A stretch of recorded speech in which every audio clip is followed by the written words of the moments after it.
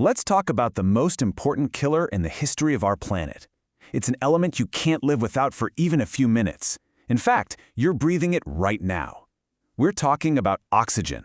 And as you're about to see, the story of life is also, strangely enough, the story of a planetary poisoning. Okay, let's just start with that bombshell, right? Oxygen, the very gas that gives us life, was once the most toxic, most effective poison this world has ever known. It caused a global catastrophe that wiped out almost everything alive.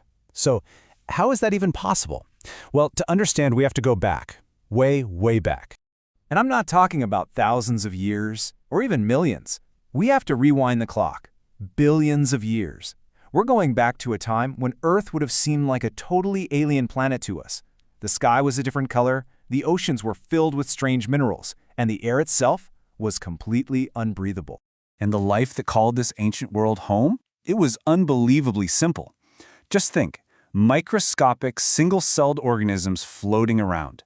No plants, no animals, not a single complex creature in sight. This was life at its most basic, and it was thriving in an environment that would be instantly lethal to us. And here is the crucial part.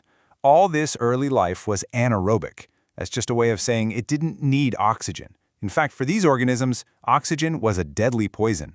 For almost half of our planet's entire history, life got along just fine in a world completely defined by its lack of oxygen. And then, something changed. So we come to an era that scientists call the Great Oxidation Event. But honestly, a more dramatic and maybe more accurate name for it is the Great Poisoning. Now, this wasn't a sudden asteroid impact. Nope. This was a slow-motion apocalypse, one that played out over hundreds of millions of years, all started by one tiny little organism. Meet our agent of change, cyanobacteria. These tiny microbes, floating in the ancient oceans, figured out a revolutionary new trick. They learned how to tap into the most powerful energy source available, the sun, and use it to make their own food. We know this process, of course, as photosynthesis. The new formula that would completely remake the world was surprisingly simple.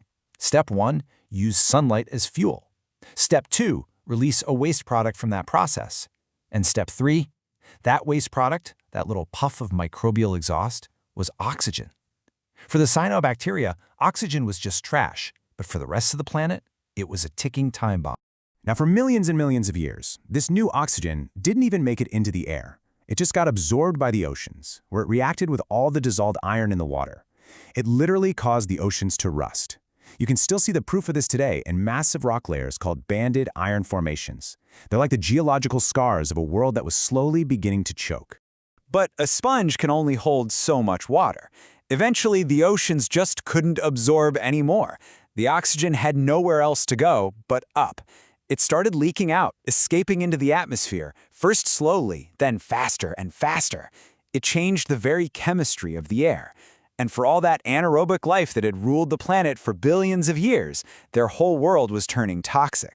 And this right here, this is the central paradox of oxygen. It was an environmental catastrophe on a scale that's almost impossible to imagine. But at the same time, it was the single greatest opportunity in the history of life. It was a poison that held the secret to incredible power. You have to see it as two sides of the same coin. On one side, the poison. It was a corrosive gas that was toxic to almost everything, wiping out countless species in Earth's very first and greatest mass extinction. But on the other side, the power. The few organisms that survived found out that breathing this poison was like discovering rocket fuel. It allowed them to generate way more energy than ever before. Now, this isn't just a cool history lesson. This ancient event is the entire reason you and I are here.